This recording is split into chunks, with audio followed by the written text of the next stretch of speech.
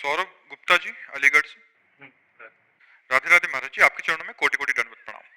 महाराज जी, क्या कोई ऐसा मंत्र या स्तुति है जिसे सुनकर गर्भस्थ शिशु को आध्यात्मिक बल और शुद्ध संस्कार मिल सकते हैं? भगवान के नाम कीर्तन और भगवान की लीला कथा में अपार सामर्थ्य है।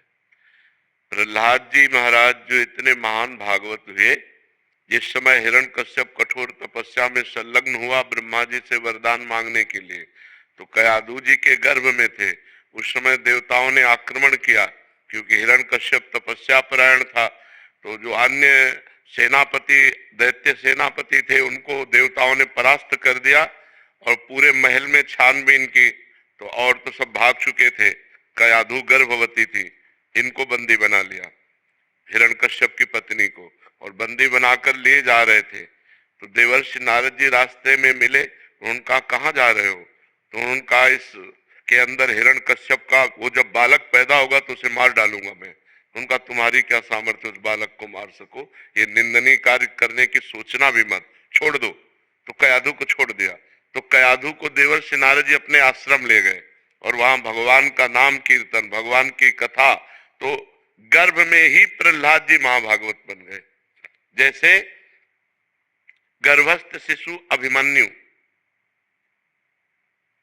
अर्जुन जी चक्रव्यूह तोड़ने की कला गर्भस्थ शिशु को शिक्षा दी। अब वो जब 7वां द्वार तोड़ना था आखिरी, तो उसमें माँ को नींद आ गई, तो वो नहीं सुन पाए, क्योंकि माँ के कान से ही वो सुन रहे थे। तो इससे पता चलता है कि अगर हम गर्भस्थ नारी को सात्विक भोजन पवावे, भगवान की कथा सुनावे, भगवान नाम कीर्तन करवावे, शास्त्रों का कीर्तन सुनावे, तो इससे उसका परम मंगल हो जाएगा। और रामकृष्ण हरि जो नाम प्रिय हो, खूब नाम जप करे, इससे जो गर्भस्थ शिशु है वो भक्त, भगवान का भक्त बनेगा, वो धर्मात्मा बनेगा। लेकिन जब गर्भ रह जाए, फिर मैथुन नहीं करना चाहिए। ये लोग गृहस्थ लोग मनमानी आचरण करते हैं, इसलिए बच्चों के अंगों पर प्रभाव पड़ता है और वो बहुत हानिकारक होता है और बच्चे कामुक पैदा होते हैं। जिस दिन ये पता चले कि स्त्री गर्भस्थ है, उसी दिन से ब्रह्मचर्य रहना चाहिए, जब तक बालक प्रकट ना हो जाए। और तो अब आजकल लोग इन सब बातों को, धर्म शास्त्रों को न पढ़ते हैं और न मानते हैं।